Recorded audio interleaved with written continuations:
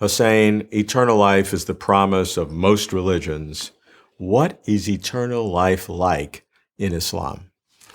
You know, Robert, this is an aspect of Islamic teachings which is very much misunderstood in the West, and sometimes, unfortunately, deliberately.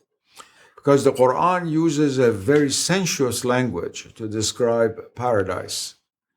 For example, there are animals and plants in the Islamic paradise. And in fact, the English word for paradise comes from the old Persian word pardis, which means garden, and which is in the Arabic form, firdos means paradise in Arabic. So it's very interesting that the very words are shared between Arabic and English, but with two very different meanings. Islam identifies, first of all, paradise with the garden. Not that it was simply an abstraction of the gardens of Babylonia, as some people say, but the gardens of Babylonia were reflections of paradise. It's the other way around. And Islamic gardens, so famous in Spain and India, were always consciously reflections of the paradisal garden. And then there's the question of sexuality. That is the presence of huris, or which has entered into the English language, of maidens, and also men for women, and all kinds of things like that, which are then were considered in the Middle Ages as proving that Islam was not spiritual and it was very sensuous. Now, of course, after the I don't mind, by the way. after the sexual revolution of the 20th century, lesser criticisms made of that. But let's take this description. Sexuality, sexual union, is the most powerful experience that we have on the external senses level in this world. There's no doubt about it. Eating, nothing compares to it. But it's limited. It is limited, first of all, by all the legal elements, by our own physical capabilities, by emotional relations, and 1,001 things that we all know about. Now, take all those limitations away. The heart of the experience of sexual union is a paradisal experience. That's why everybody's after it. It's a kind of seeking after the lost paradise. Now, the language that is used in the Quran for paradise must be understood symbolically. There are thousands of books written in Arabic, Persian, other Islamic languages about what the meaning of these is. The great mystics who fasted for 50 years, they didn't want to go to paradise just well to have a heavenly meal or meet a beautiful maiden. That already gone beyond all these lower drives of the self. But they understood these in their symbolic aspect. When you're very hungry, very, really hungry, the first bite you eat is almost like eating God, if I use a Hindu term. It's really a spiritual experience. Except because you then get a stomachache if you eat too much and you get fat, and all of the limitations of our terrestrial existence come into play.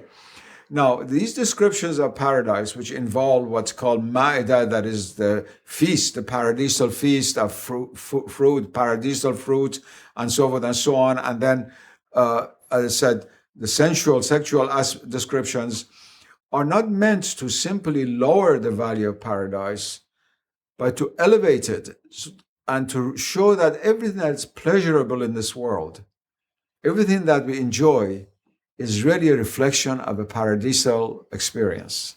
The other one is very, very important. And that if these things have laws against them, it's precisely because of the limitation that is imposed by our earthly condition. For example, it's not what many Christians think, that in Islam, lewdness is just all over the place. In fact, Muslims are much more strict about these matters, obviously. The Christians, on the one hand, for this side, on the other hand, from the other side. But it means that the limitations that are put by the divine law, by social customs and so forth, we fast a whole month of the year. Ramadan just ended, we fasted for a whole month, from dawn to dusk, which is not an easy matter, or sunset. All of these are to cut the soul away from attraction to the lower reflections of these realities and have the soul gaze upon the real reality itself. That's what paradise is. And even within paradise, there are levels.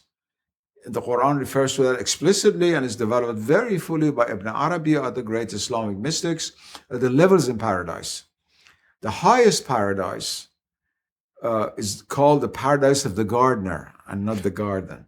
Paradise of the essence, in which every single concept and idea and limited form of existence is transcended.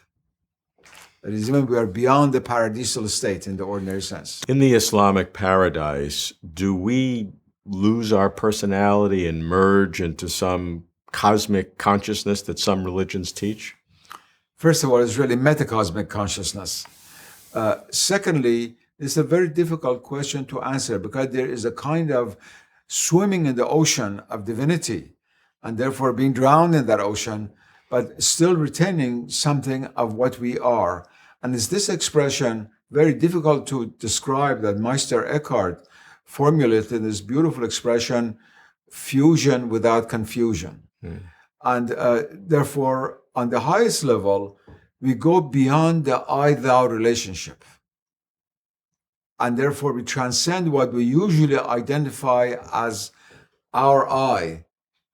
In a sense, we reach an essence which transcends this first and primal duality between I and thou, as Martin Buber said in his famous book, to transcend that into the divine unity. But it's always what you might call a bi-unity. That is, there is not total annihilation in the ordinary sense, because by some great mystery, which is not possible to understand simply mentally and rationally, we're given the power to be conscious of our own nothingness in the divinity. Well, I don't know if that's good or bad. I love the idea of some beatific paradise, but I'm not sure that wouldn't, at least speaking humanly, get old, get boring after a while. I like to do things. That's because our ordinary consciousness is rooted in time. And it's very hard for us to conceive of that which transcends time. I always say this to my students: why is it that when you're dating the girl that you love very much, 4 hours passes as 1 minute, and you don't have at all to worry about time? But when she breaks up with you, 1 hour is like 10 days. So we have actually an inward experience of time. It's true, we have clocks and atomic clocks and this and that. It's only one of the meanings of time. We have this inner experience of time, and we have the possibility of transcending time, even in this world, in high forms of meditation and spiritualization. So the very question of getting bored or things becoming old do not exist. And this elan, this sort of force within the soul that wants to act, is turned inward and has no desire to act externally because it doesn't seek its own perfection through acting outwardly.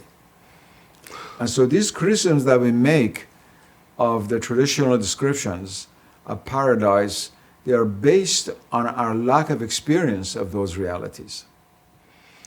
And from an Islamic point of view, how ultimately real and significant in the Islamic philosophy is paradise?